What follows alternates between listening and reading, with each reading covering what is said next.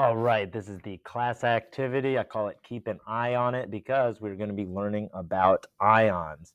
The purpose of this activity is to practice identifying ions.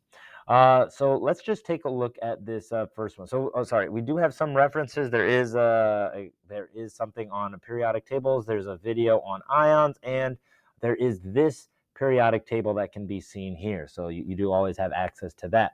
Now let's look at this first part. So look at the following Bohr models of atoms and answer the following questions on them. You may need to use the periodic table. The squares won't turn green until the entire column is correct. So if we look at a hint, there's a lot of a hint here, right? So the number of protons determine the element.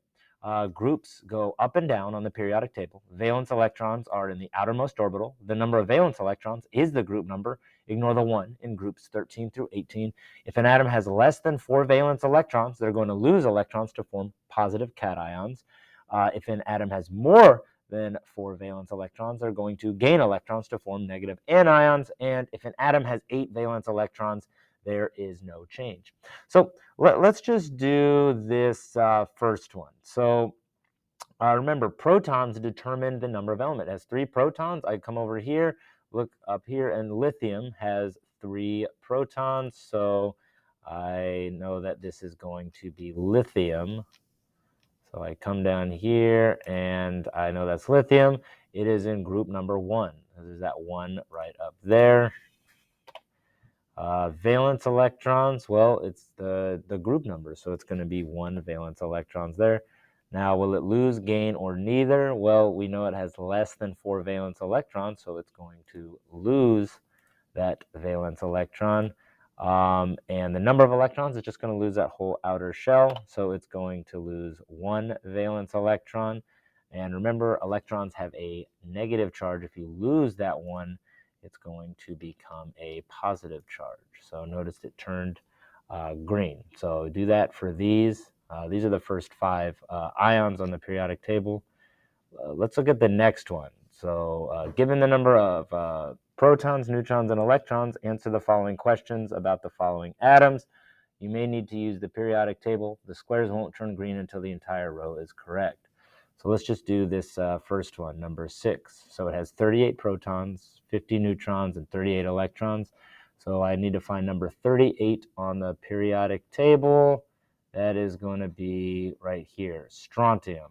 So I can scroll on my element list here till I find strontium. There we go. It is in group number 2, which means it has 2 valence electrons.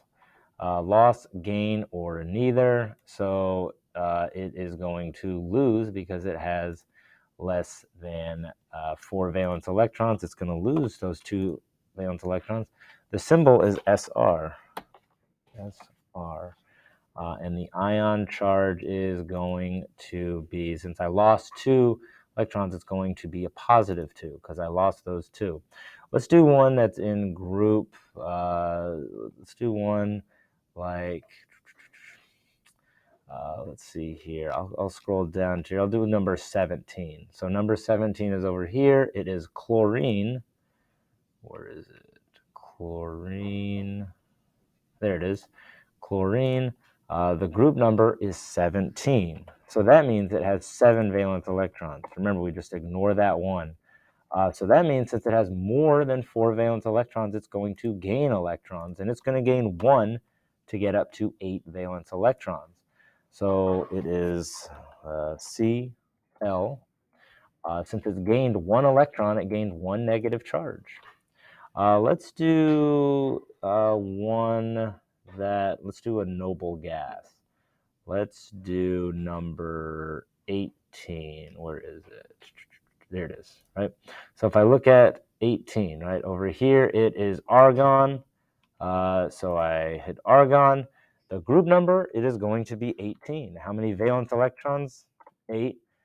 It's not going to it's neither. It's not going to lose or gain any electrons because it has that full valence shell. So it's not going to lose or gain any. It's going to be 0. The element is Ar, and then I come in here and it's going to be 0. Yep. So Yeah, so that is all the different types that you can have on this one. So once again, this is the class activity. Keep an eye on it.